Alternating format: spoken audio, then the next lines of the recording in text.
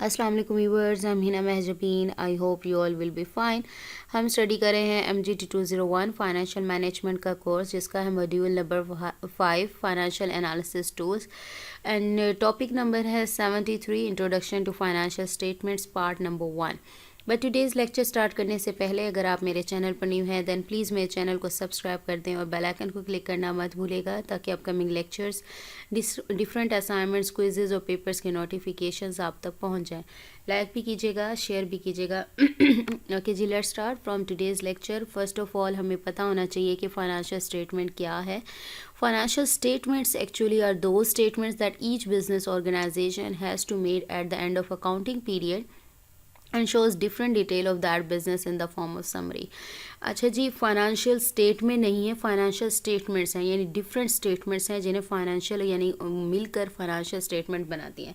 ठीक है। इसमें क्या होता है, कोई भी बिजनेस है, बिजनेस ऑर्गेनाइजेशन है जो वर्क कर रही होती है, अकाउंटिंग पीरियड जब एंड होता है, मोस्टली क्या जनरली क्या होता है 1 ईयर के बाद होता है। ठीक है, तो वो जो सारी डिटेल है ना आपकी बिजनेस से रिलेटेड, यानी बिजनेस की, वो समरी की फॉर्म में इन स्टेटमेंट्स में राइट की जाती है कि आपके बिजनेस में हो क्या रहा है inside your organisation of business. ठीक है, तो फाइनेंशियल जो भी अकाउंटिंग वगैरह से रिलेटेड जो भी डिटेल्स हैं वो सारी एज ए समरी प्रेजेंट की जाती हैं इन स्टेटमेंट्स के through. So it is a mandatory requirement for all the business organizations, particularly the corporations, companies that need to prepare their financial statements at the end of every accounting period। भाई जब आपकी business organization है, obviously क्या है, जब accounting period end होगा तो उसके बाद क्या है, आपको ये statements यानी financial statement बनानी पड़ती हैं, ताकि आप बता सको कि आपकी कंपनी ने कितना revenue earn किया, कितनी अमाउंट कहाँ इन्वेस्ट करनी है, क्या आपको प्रॉफिट हुआ या क्या लॉस हुआ, ताकि कंपनी की कंडीशन को बेटर किया जाए। तो ये बहुत ज़्यादा मैंडेटरी है, यानी कंपलसरी रिक्वायरमेंट है, कोई भी बिजनेस ऑर्गेनाइजेशन हो उसके लिए, कॉरपोरेशन के लिए हो, कंपनीज़ के लिए हो, जो कि अकाउंटिंग पीरियड के एंड पर उन्हें फाइनेंशियल स्टेटमेंट्स प्रिपेयर करनी होती हैं। And generally this accounting period is of 1 year, and with reference with this reference we call those annual statements or annual financial statement, and these are available in the annual report of a company।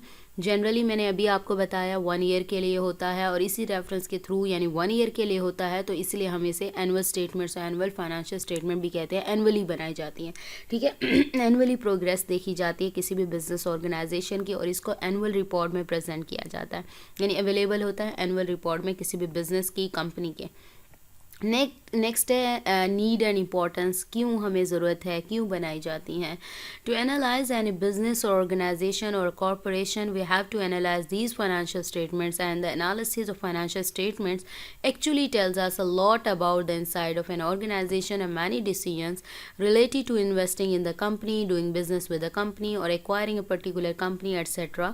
Can be made by analysing this financial statement. भाई need क्या है, क्यों किया जाता है, ये इनकी analysis की जाती है फाइनेंशियल स्टेटमेंट्स की eight the end of accounting period. और इसके ये क्या बताता है, डिटेल बताता है कि बिज़नेस के अंदर क्या चल रहा है, बिज़नेस ऑर्गेनाइजेशन के इनसाइड क्या चल रहा है, यानी कितनी, मैंने अभी बात की इनकम, रेवेन्यू की बात की, प्रॉफिट्स की बात की।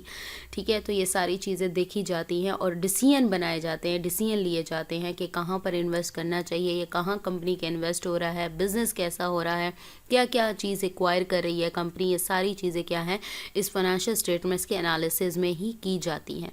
Before we get into this analysis portion, let's first see that what these financial statement are।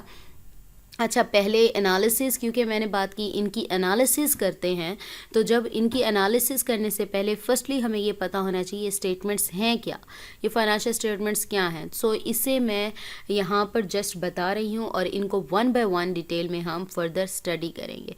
Actually there are 5 financial statements. Remember that 5 financial statements होती हैं विच अ बिजनेस और company has to prepare और given as follows. First है statement of financial position, जिसे हम balance sheet भी कहते हैं। और नेक्स्ट है हमारे पास स्टेटमेंट ऑफ कॉम्प्रिहेंसिव इनकम, जिसे हम income statement of profit and loss account भी कहते हैं। नेक्स्ट है स्टेटमेंट ऑफ कैश फ्लो, जिसमें कैश इनफ्लोज एंड आउटफ्लोज को स्टडी किया जाता है या देखा जाता है। Statement of changes in honours equity, यानी ऑनर्स जो है, ऑनर कौन होगा, कॉमन शेयर होल्डर्स होंगे, जो भी शेयर होल्डर्स हैं उनकी इक्विटी में क्या क्या चेंजेस आए।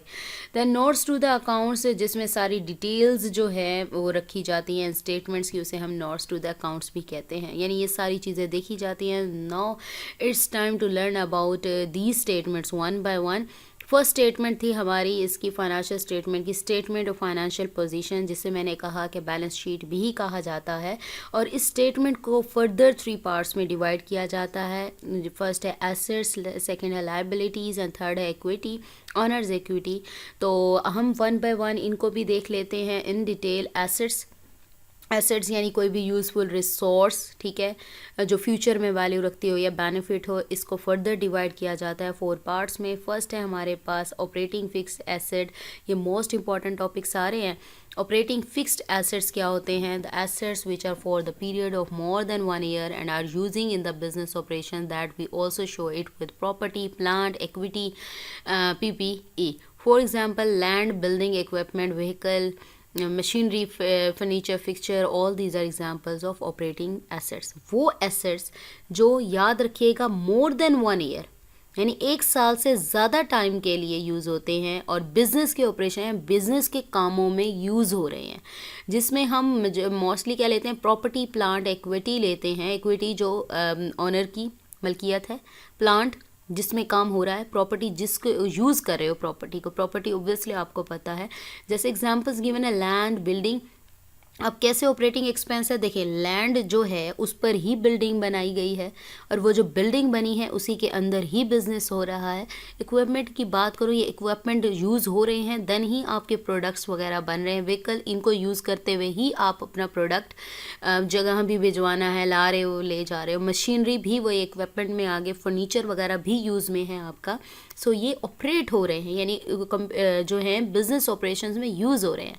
सो इन्हें कहेंगे ऑपरेटिंग। और ये मोर देन 1 ईयर के लिए, ये तो नहीं है फर्नीचर और मशीनरी क्या है 1 साल में ही ख़त्म हो जाती है, ऐसा तो कुछ नहीं है। ये क्या है, 1 से ज़्यादा सालों के लिए, काफ़ी साल चलती है।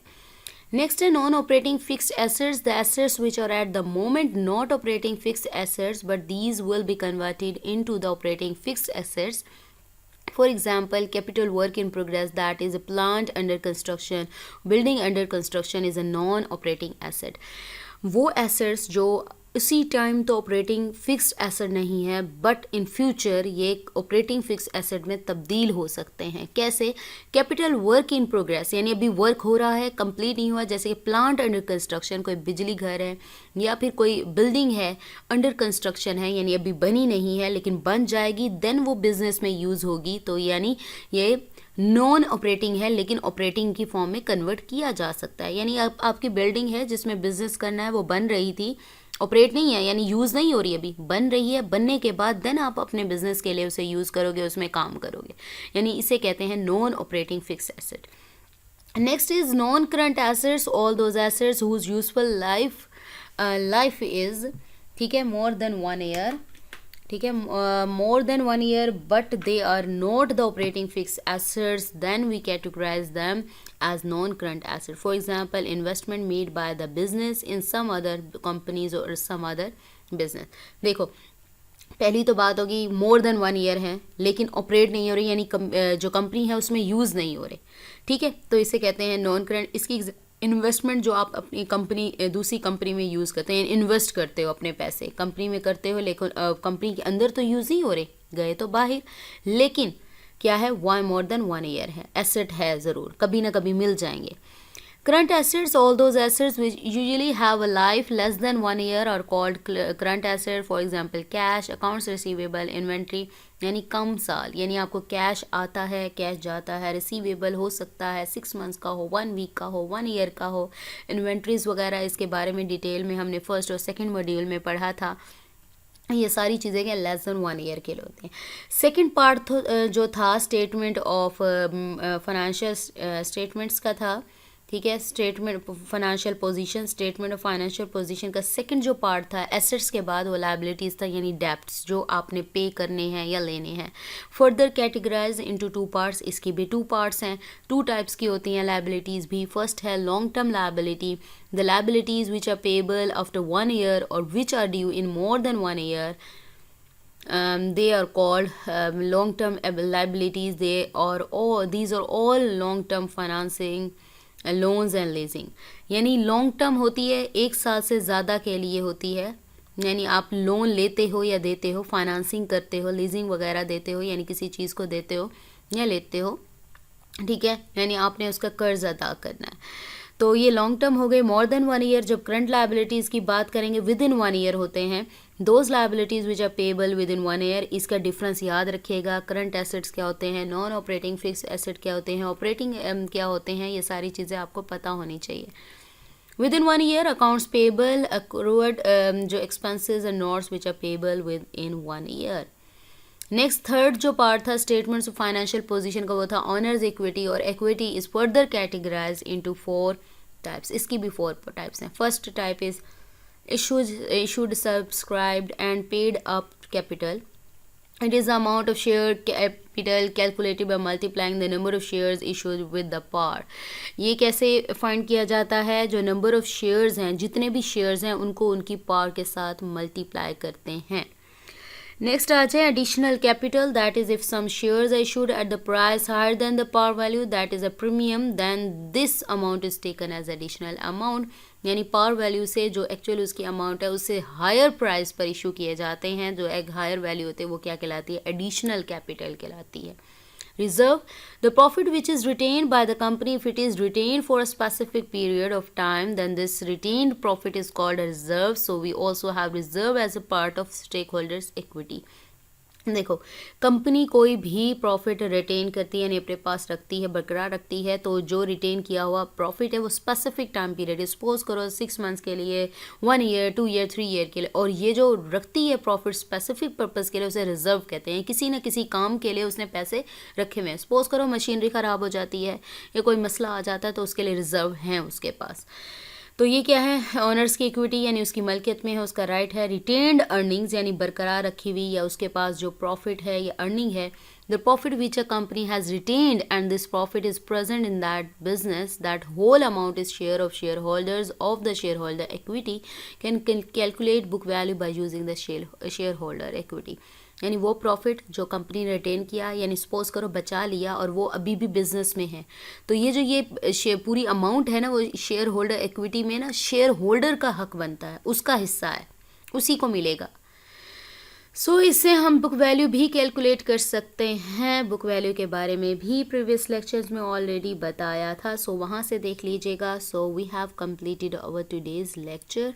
मुझे अपनी दुआ में याद रखिएगा, अपना ख्याल रखिएगा. Take care. अल्लाह हाफिज़.